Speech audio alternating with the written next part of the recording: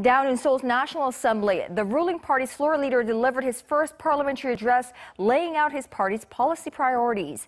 Labor reform, corporate restructuring, and stronger Korea-U.S. alliance topped the list. Our parliamentary correspondent Ji Myung-kil has a wrap-up of Chung Jin-suk's speech, the first of a series of policy briefings by the three major parties scheduled for this week. Ruling Saenuri Party floor leader Chung Jin-suk took the floor Monday in his first parliamentary address since taking office earlier this month.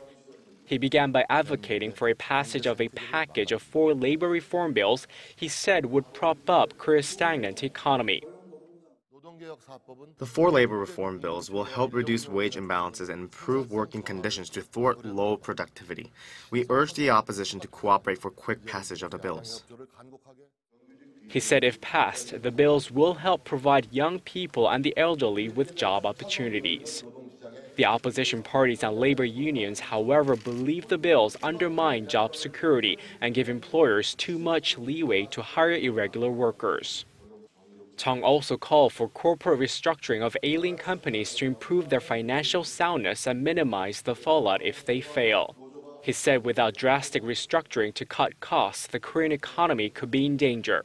Apart from the economy-related issues, Chung says South Korea should strengthen the alliance with the U.S. to counter North Korea's nuclear ambitions.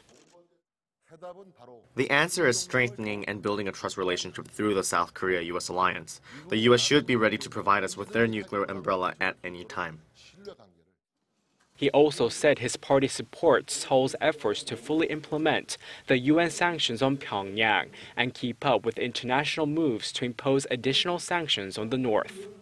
Concerning the recent threats made by the Islamic State militant group against South Korea, Chung said the new counterterrorism center under the Prime Minister's office will act as a control tower against terrorist threats.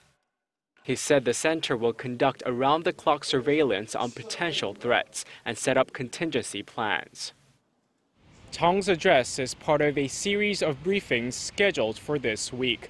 The leaders of the 2 main opposition parties will outline their priorities in separate addresses on Tuesday and Wednesday. Ji Myung-kil, Arirang News.